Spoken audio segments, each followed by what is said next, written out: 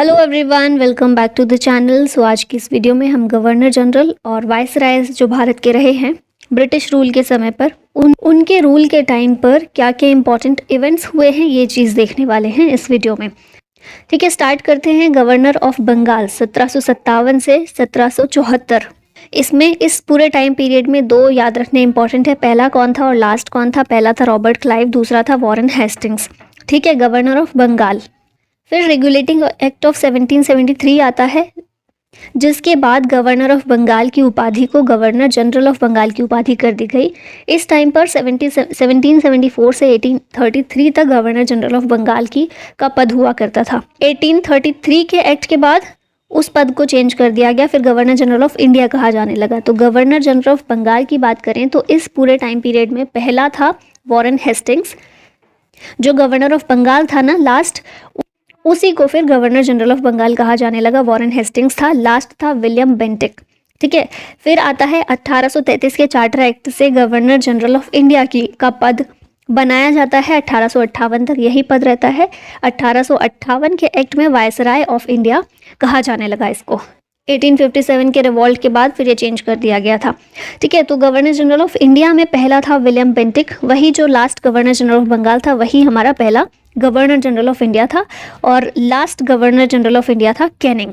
फिर जब वायसराय का नाम दे दिया गया गवर्नर जनरल ऑफ इंडिया को, उस टाइम पर Canning he last governor general of India था, वही वायसराय बन गया पहला, और लास्ट वायसराय भारत का माउंटबेटन था। ठीक है, तो ये चीज़ें बेसिक चीज़ है, इसको याद रखना है। अब आ जाते हैं कुछ इंपॉर्टेंट गवर्नर जनरल और वायसराय के टाइम पीरियड की बात कर लेते हैं, उनके समय पर क्या इंपॉर्टेंट चीज़ हुई थी।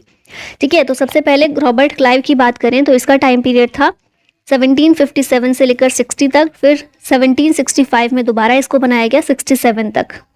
इसे बाबर ऑफ ब्रिटिश इंडिया के नाम से भी जानते हैं। He was one of the founders of establishment of British supremacy in India. 1743 के टाइम पर ये पहली बार भारत आया था। दोबारा इसको 1755 में 1755 में भारत में बुलाया गया to ensure British supremacy in the subcontinent against the French. इसी के टाइम पर बैटल ऑफ प्लासी हुआ था। प्लासी का युद्ध कब हुआ था? 1757 में। ठीक है, तो in 1757 Clive along with admiral Watson was able to recapture Calcutta from the nawab of Bengal Sirajuddin Daula. 23 जून 1757 को बैटल ऑफ प्लासी हुआ था, और इसने 1765 जब दोबारा इसका कार्यकाल शुरू होता है तब इसने बंगाल में डुअल गवर्नमेंट को स्टेब्लिश किया। अच्छा, ये भी याद रखिएगा, बैटल ऑफ बक्सर कब होता है? 1764 में। टाइम पीरियड इसका देखिए, 60 में ये गवर्नर ऑफ बंगाल के पद से हट जाता है, फिर 65 में दोबारा से आता है ना। और बैटल ऑफ बक्सर कब हुआ? 64 में। तो इस टाइम पर वेंसिटार्ट था गवर्नर ऑफ बंगाल।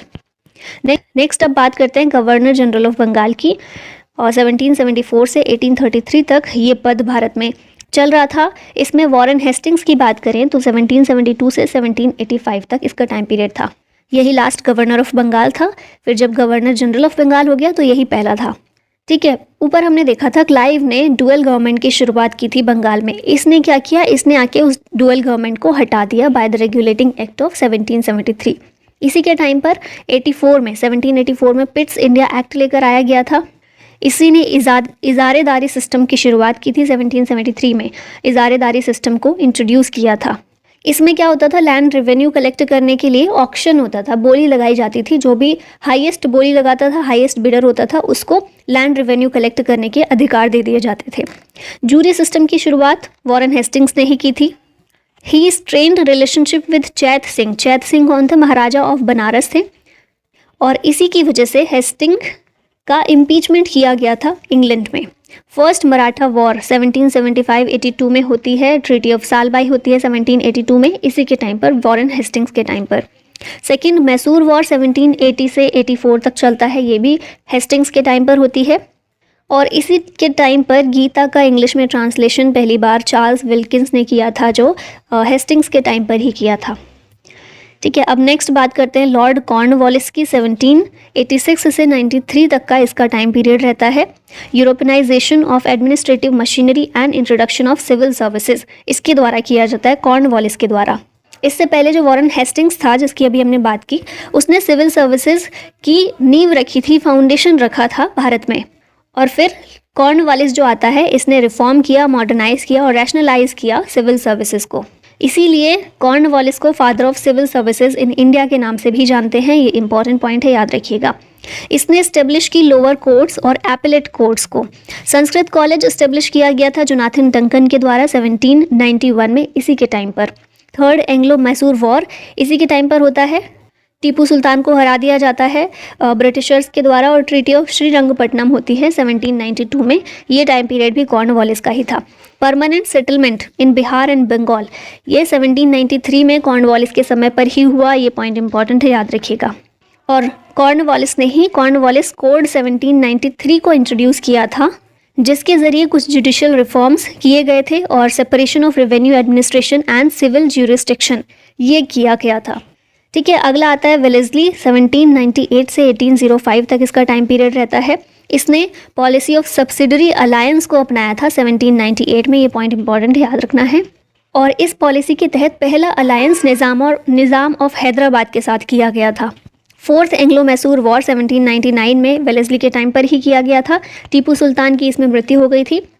तंजौर का 1799, सूरत का 1800, कर्नाटक 1801, इन सब का एडमिनिस्ट्रेशन अपने हाथों में, ब्रिटिशर्स के हाथों में वेलेस्ली के टाइम पर ही लिया गया था। फोर्ट विलियम कॉलेज की स्थापना की गई थी कलकत्ता में 1800 में, इसी के टाइम पर। He wanted to train British civilians for administrative purpose in India. Second Anglo Maratha war 1803 से 1805 में होता है। वेलेस्ली के टाइम पर ही इसमें सिंधिया, भोसले और होलकर्स को हराया गया था और ट्रीटी ऑफ बसीन साइन की गई थी 1802 में ब्रिटिशर्स के द्वारा वेलेस्ली के टाइम पर। फिर आता है हेस्टिंग्स 1813 से 1823। ये टाइम पीरियड रहता है इसका। इसने पॉलिसी ऑफ नॉन इंटरवेंशन को ख़त्म किया। सर जॉन शोर जब वो हुआ करता था गवर्नर, उस समय इसने पॉलिसी ऑफ नॉन इंटरवेंशन को शुरू किया था, इसने ख़त्म कर दिया। और इसने फिर इंटरवेंशन और वॉर की पॉलिसी को अडॉप्ट कर लिया।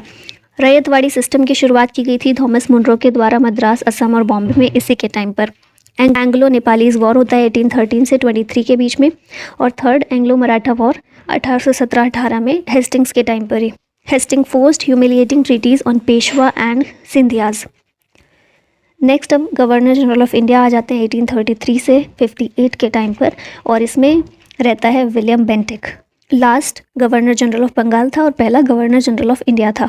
1828 से 33 के टाइम पर गवर्नर जनरल ऑफ बंगाल था ये। फिर 1833 जब गवर्नर जनरल ऑफ इंडिया की पदवी शुरू हो जाती है तो फिर ये बना था 1835 तक। ठीक है, इसी के टाइम पर चार्टर एक्ट 1833 का आया था। इसे सेंट हेलेना एक्ट के नाम से भी जानते हैं। 1829 में सती प्रथा जो हमारे यहाँ थी उसका अबॉलिशन होता है, तो इसी के टाइम पर हुआ। सप्रेशन ऑफ ठगी सिस्टम, ये भी 1830 में इसी के टाइम पर होता है। Resolution of 1835 and educational reforms and introduction of English as the official language, ये भी विलियम बेंटिक ने किया। Provincial courts of appeal and circuit, इसको अबॉलिश कर दिया गया बेंटिक के द्वारा। और ये जो देखेंगे ना आप, सारे रिफॉर्म्स टाइप में ही थे, इसीलिए इसको मोस्ट लिबरल और enlightened governor general of India के नाम से जाना जाता है। और इसको father of modern western education in India ये भी कहा जाता है। ठीक है, नेक्स्ट आता है चार्ल्स मेटकाफ। 1835 से 36 तक ये रहा था और इसने फेमस प्रेस लॉ को पास किया था which liberated the press in India, called liberator of the press.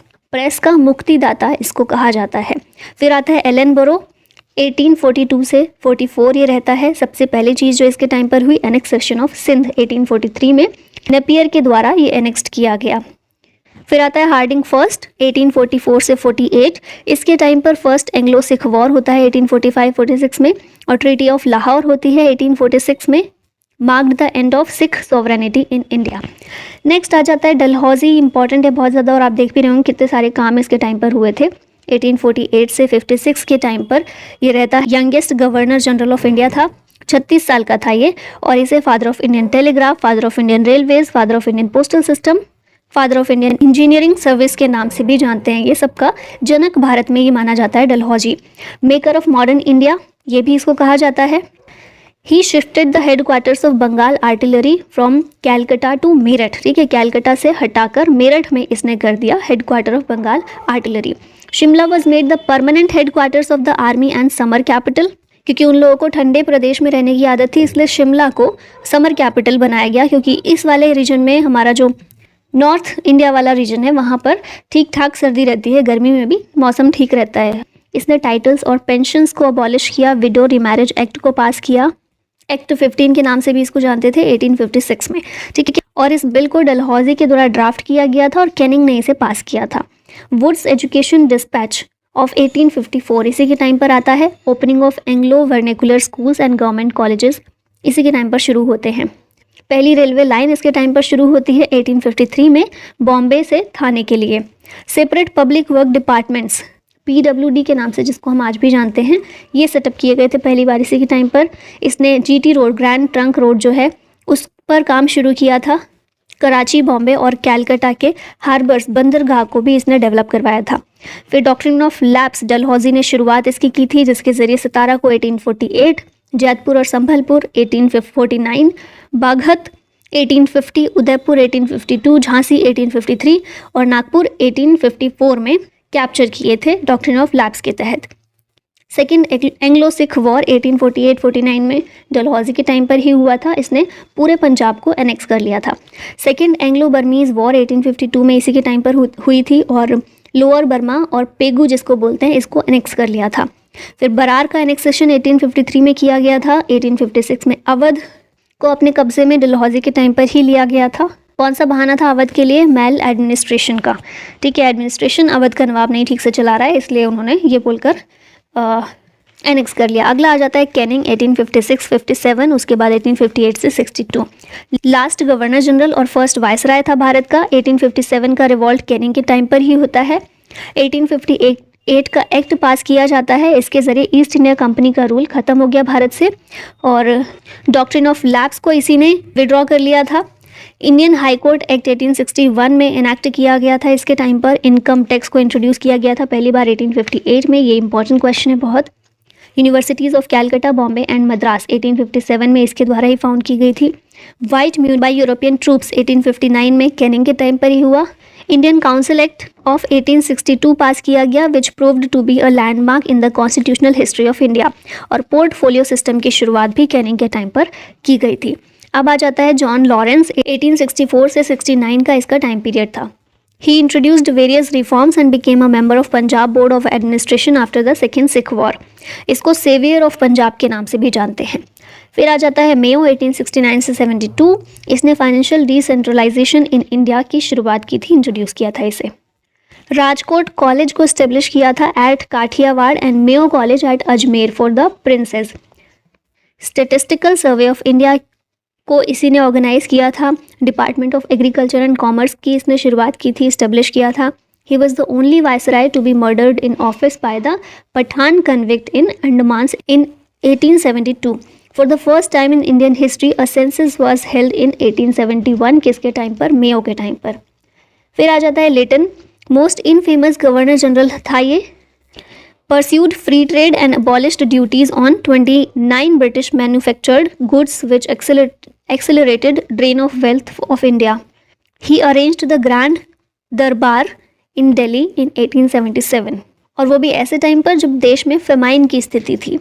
इसने रॉयल टाइटल एक्ट को पास किया 1876 में और queen Victoria was declared as the Kaiser Hind. The arms act 1878 में इसके द्वारा पास किया गया, जिसमें ये बोला गया कि इंडियंस को अगर आर्म्स रखने हैं, हथियार रखने हैं, तो एक लाइसेंस एक्वायर करना मैंडेटरी है। Passed the infamous vernacular press act, इसी के लिए बहुत ज़्यादा जाना जाता है। वर्नैकुलर प्रेस एक्ट को इसने पास किया था 1878 में, जिसके ज़रिए इंडियन लैंग्वेज वाले जो भी न्यूज़पेपर थे उन पर बहुत ज़्यादा प्रतिबंध की तरह लगा दिया गया था कि उनको हर एक छोटी छोटी चीज़ के लिए पहले सरकार से जाके परमिशन लेनी है, उसके बाद ही वो अपना काम चला सकते हैं। और मोस्टली सारे ही इंडियन लैंग्वेज वाले न्यूज़पेपर्स को बंद कर दिया गया था इस एक्ट के लागू होने के बाद ही, ठीक है। इसके अलावा he proposed the plan of statutory civil services in 1878-79 and lowered the maximum age limit from 21 to 19 years. 21 से घटाकर 19 साल कर दी गई थी एज। अब बात करते हैं रिपन की। 1880 से 84 तक इसका टाइम पीरियड था। रिपन के टाइम पे एक इंपॉर्टेंट चीज़ ये हुई थी, जो लिटन ने वर्नैकुलर प्रेस एक्ट 1882 को लागू किया था, उसको रिपन ने रिपील किया था। पहला फैक्ट्री एक्ट 1881 में रिपन के टाइम पर ही आया था, टू इम्प्रूव लेबर कंडीशंस। 1882 में रिपन के टाइम पर ही लोकल सेल्फ गवर्नमेंट के लिए रेजोल्यूशन पास किया गया था, इसीलिए रिपन को father of local self government in India के नाम से जानते हैं। हंटर कमीशन को गठित किया था रिपन ने। Education reforms in 1882। Ilbert bill controversy erupted during his tenure. 1883-84 की कंट्रोवर्सी थी ये। इसके ज़रिए क्या किया गया था कि इंडियन डिस्ट्रिक्ट मजिस्ट्रेट जो होते थे वो यूरोपियन क्रिमिनल्स पर भी अपना फैसला सुना सकते थे। इससे पहले क्या होता था ना कि ब्रिटिशर्स में ये भेदभाव ब्रिटिशर्स ने किया हुआ था कि जो हमारे कोर्ट्स होते थे उनमें जो भी इंडियन जज होंगे वो यूरोपियन का मामला नहीं सुनेंगे, यूरोपियंस का मामला जो भी होगा वो यूरोपियन जज ही सुनेंगे, मतलब वाइट लोग ही उनकी समस्या को सुलझाएंगे, जजमेंट देंगे। तो इस कंट्रोवर्सी के बाद क्या किया गया कि ये बोल दिया गया रिपन के टाइम पर ये बहुत अच्छा रिफॉर्म था, लेकिन ये बाद में विड्रॉ कर लिया गया। इंडियन डिस्ट्रिक्ट मजिस्ट्रेट ही यूरोपियन क्रिमिनल्स के मामलों को वो भी उसमें जजमेंट दे सकते हैं। फिर आता है डफरिन। 1884 से 1888 तक इसका टाइम पीरियड रहता है। इसके टाइम पर थर्ड बर्मीज़ वॉर होता है। Annexation of upper and lower Burma किया जाता है 1885 में, और इंडियन नेशनल कांग्रेस की स्थापना इसी के टाइम पर होती है, डफरिन के टाइम पर 1885 में। नेक्स्ट आ जाता है कर्जन 1899 से 1905। ये एक पुलिस कमीशन को अपॉइंट करता है 1902 में under sir Andrew Fraser to review police administration. इसने यूनिवर्सिटीज़ कमीशन को भी गठित किया 1902 में, और फिर इसी के परिणाम स्वरूप इंडियन यूनिवर्सिटीज़ एक्ट ऑफ 1904 आता है, ये पास किया जाता है। Indian coinage and paper currency act 1899 में पास किया जाता है। फिर उसके बाद पार्टीशन ऑफ बंगाल ये होता है 1905 में कर्जन के टाइम पर ही, और कर्जन किचनर कंट्रोवर्सी ये भी हमें देखने को मिलती है कर्जन के टाइम पीरियड में। अगला आ जाता है मिंटो सेकंड। 1905 से 1910 तक का इसका कार्यकाल था। स्वदेशी मूवमेंट इसके टाइम पर हुआ। मुस्लिम लीग को फॉर्म किया गया मिंटो के टाइम पर ही। सूरत अधिवेशन और कांग्रेस में जो स्प्लिट होता है, कांग्रेस का विभाजन 1907 में इसी के टाइम पर होता है, और मॉर्ले मिंटो रिफॉर्म्स लेकर आया जाता है 1909 में मिंटो सेकंड के टाइम पर। फिर आता है हार्डिंग सेकंड 1910 से 16 तक के लिए। पार्टीशन ऑफ बंगाल जो किया गया था उसको वापस ले लिया जाता है 1911 में। पहले जो कैपिटल थी वो कलकत्ता में थी, लेकिन उसको दिल्ली में ट्रांसफ़र किया गया 1911 में हार्डिंग सेकंड के द्वारा। दिल्ली दरबार इसके द्वारा लगाया जाता है। किंग जॉर्ज V और क्वीन मैरी ये भारत आते हैं 1911 में। Establishment of Hindu Mahasabha by Madan Mohan Malviya 1915 में होता है इसी के टाइम पर। और दिल्ली षड्यंत्र केस, दिल्ली कॉन्स्पिरेसी केस ये भी होता है हार्डिंग सेकंड के टाइम पर। अब चेम्सफोर्ड की बात करते हैं। 1916 से 21 तक का इसका टाइम पीरियड रहता है। इसने क्या क्या किया, इसके टाइम पर क्या क्या हुआ। होम रूल लीग का गठन होता है तिलक और एनी बेसेंट के द्वारा 1916 में चेम्सफोर्ड के टाइम पर ही लखनऊ पैक्ट साइन किया जाता है between Congress and Muslim league 1916 में। गांधी जी भारत आते हैं 1915 में। साबरमती आश्रम को फाउंड करते हैं ये 1960 में। चंपारण सत्याग्रह होता है। फिर उसके बाद मॉन्टेग्यू ऑगस्ट डिक्लेरेशन 1917 में होता है चेम्सफोर्ड के टाइम पर ही। खेड़ा सत्याग्रह और सत्याग्रह एक्ट अहमदाबाद ये होता है 1918 में। गवर्नमेंट ऑफ इंडिया एक्ट लाया जाता है 1919 में। रिप्रेसिव रॉलेट एक्ट आता है 1919 में। जलियांवाला बाग मैसेकर होता है 1919 में। खिलाफत मूवमेंट 1920 से 22 तक चलता है। नॉन कोऑपरेशन मूवमेंट 1920 से 22 तक। डेथ ऑफ बाल गंगाधर तिलक 1 अगस्त 1920 को, और सिटलर कमीशन बिठाया जाता है 1970 में। And an Indian sir SP Sinha was appointed governor of Bengal. और ये सारे काम होते हैं चेम्सफोर्ड के समय पर। अगला आ जाता है रीडिंग 1921 से 26 के बीच ही रहता है। इसके टाइम पर क्या हुआ, प्रेस एक्ट ऑफ 1910 और रॉलेट एक्ट 1919 का इनको रिपील कर लिया जाता है। वायलेंट मोपला रिबेलियन केरला में होता है 1921 में रीडिंग के टाइम पर ही।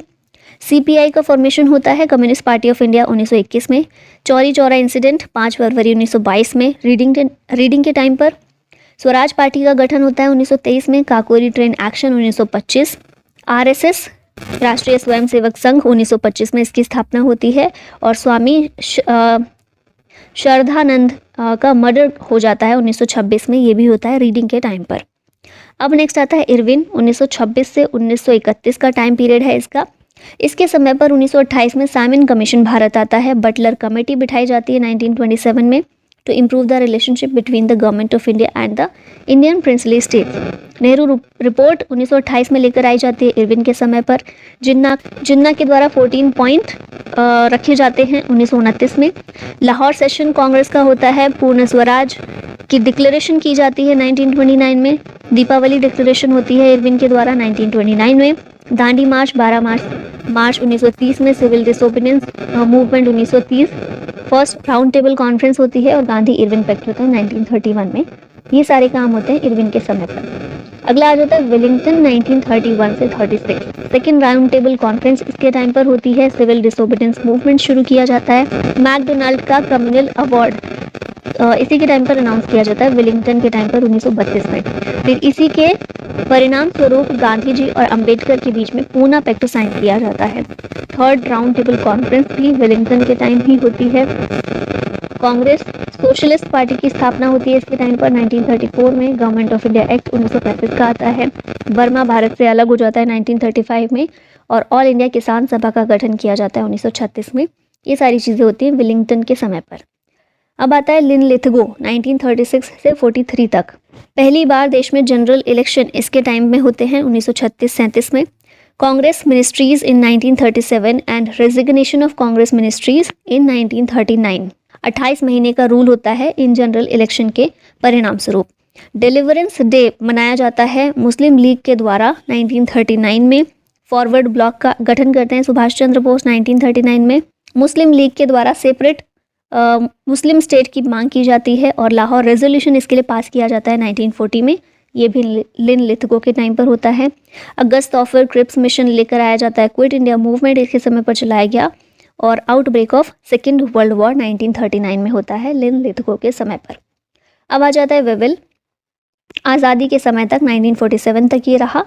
इसके समय क्या क्या आया? CR formula 1944, वेविल plan, Shimla conference 1945 में। End of second world war हो जाती है 1945 में। INA ट्रायल्स 1945 में होता है। नेवल म्यूटिनी 1946 में।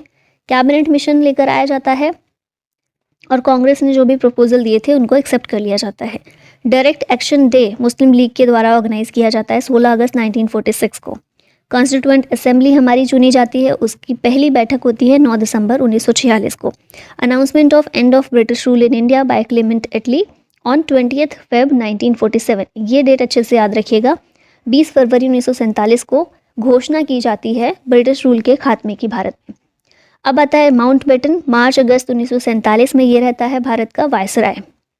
3 जून 1947 प्लान इसको अनाउंस किया जाता है माउंटबेटन के समय पर।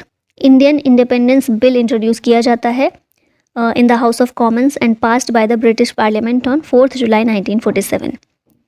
2 बाउंड्री कमीशंस का गठन किया जाता है under Cyril Radcliffe for the partition of Bengal and Punjab.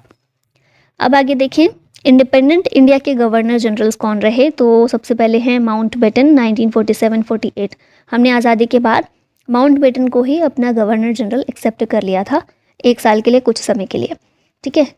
तो आज़ाद भारत का पहला गवर्नर जनरल था माउंटबेटन। कश्मीर भारत का हिस्सा बन गया था अक्टूबर 1947 में। गांधी जी का मर्डर हो गया था 30 जनवरी 1948 में। फिर आते हैं हमारे पहले भारतीय गवर्नर जनरल और आज़ाद भारत के लास्ट गवर्नर जनरल थे C राजगोपालाचारी। जून 1948 से 25 जनवरी 1950 तक ये गवर्नर जनरल ऑफ इंडिया थे, तो ओनली इंडियन गवर्नर जनरल। अब ट्रिक ये दी गई है आप लोगों के लिए, अगर आप याद करना चाहें तो इसको कर सकते हैं। वायसरायज कर्जन से लेकर माउंटबेटन तक के ट्रिक क्या है? Curious mind hard work made Columbus reached India while left was Madagascar. अब इसमें क्या क्या मतलब है? तो क्यूरियस का मतलब है कर्जन, माइंड का मतलब है मिंटो, है ना, माइंड से मिंटो बना MIN। हार्डवर्क मतलब हार्डिंग। कोलंबस का मतलब जेम्स फोर्ड। रीच्ड में RRIREA, तो इससे बनता है रीडिंग। फिर आता है इंडिया, I से हो जाता है इरविन। वाइल W से हो जाता है वेलिंगटन। लेफ्ट L से हो जाता है लिनलिथगो। वाज में W से हो जाता है वेविल। मेडागास्कर मतलब कि Mountbatten.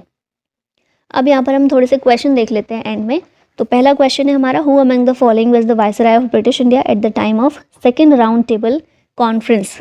Second round table conference के समय पर वायसराय ऑफ ब्रिटिश इंडिया कौन था? ये था लॉर्ड विलिंगटन। फिर नेक्स्ट है who devised the policy of doctrine of lapse, किसने रेडी की थी, किसने तैयार की थी ये वाली नीति, तो आपको अच्छे से पता होना चाहिए, ये था डलहौजी, ऑप्शन बी करेक्ट है। Who was the governor general of India when government of India act 1935 was passed, 1935 का एक्ट जब पास हुआ था उस समय पर वेलिंगटन भारत का गवर्नर जनरल था। नेक्स्ट आता है वर्नैकुलर प्रेस एक्ट किसके द्वारा प्रपोज किया गया था, इसको प्रपोज किया था लिटन ने, रिपन के द्वारा इसको रिपील कर दिया गया था। यहाँ पर थोड़ी सी चीज़ें दी गई हैं। 1878 में वर्नैकुलर प्रेस एक्ट पास किया गया था वायसराय लिटन के द्वारा। 1876 से 1880 तक का इसका टाइम पीरियड था। अब इसका काम क्या था? This act allowed magistrates to collect security deposits from regional language, native language, vernacular newspaper and confiscate their printing press if they published anything against the crown. मतलब सरकार के खिलाफ कुछ भी नहीं लिख सकते थे। अगर सरकार के खिलाफ कुछ लिखा जाएगा तो फिर क्या होगा कि बंद कर दिया जाएगा उसको। इंग्लिश लैंग्वेज की प्रिंटिंग प्रेस पर ये लागू नहीं था, जितने भी रीजनल लैंग्वेजेस थी हमारी उन पर लागू था। That is why the Amrita बाजार पत्रिका in Calcutta had converted itself into an all English weekly within a week of the passing of the Vernacular Press Act। ठीक है, पहले इंडियन लैंग्वेज में ये न्यूज़पेपर छपता था, लेकिन ये एक्ट पास होने के एक हफ्ते के अंदर ही ये इंग्लिश में आने लगा। रिपन ने इसको रिपील कर दिया था 1882 में। अगला आता है who was the only viceroy to be murdered in office, ये था मेयो, ऑप्शन डी करेक्ट है। During which of the following viceroy widow remarriage act was introduced, इसको इंट्रोड्यूस किया था कैनिंग ने। Under whose tenure establishment of INC took place, Indian National Congress, इसका establishment किसके tenure के समय हुआ था? तो ये डफरिन था, हमने देख लिया। यहाँ पर हिंदू विडो रीमैरिज एक्ट 1856 के बारे में बताया गया है।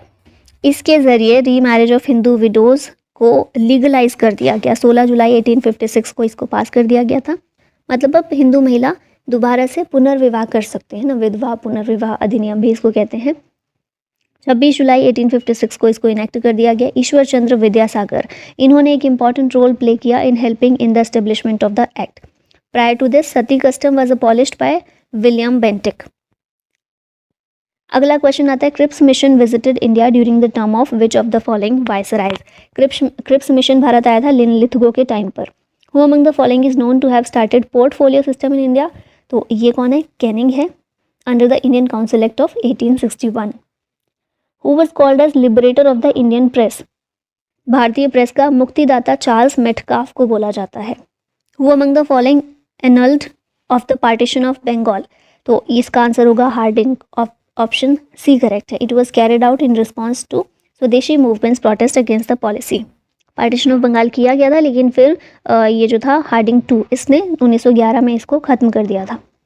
इन my brief the Congress is to tottering to its fall and one of my great ambitions while in India is to assist it to a peaceful demise. Who wrote it, किसने इस शब्द का एक कर्जन के द्वारा ये बोला गया था। इसका कहने का मतलब ये था, मतलब इसको ऐसा लगता था कि कांग्रेस पार्टी जो है उसका पतन हो रहा है, धीरे धीरे अपने पतन की ओर है, और मैं भारत में रहते हुए शांतिपूर्ण तरीके से उसके खात्मे में हेल्प करूं। नेक्स्ट आ जाता है क्वेश्चन और लास्ट है आज का question. Soon after the formation of Indian National Congress the British became suspicious of nationalist who among the following called Congress representing only the elite a microscopic minority। ये बोला गया था डफरिन के द्वारा। a microscopic minority, कांग्रेस को इन्होंने बोला था एक सूक्ष्म अल्पसंख्यक। तो इसी के साथ हमारी आज की ये वीडियो ख़त्म होती है। आई होप आपके लिए हेल्पफुल होगी। Thank you so much for watching the video. जय हिंद।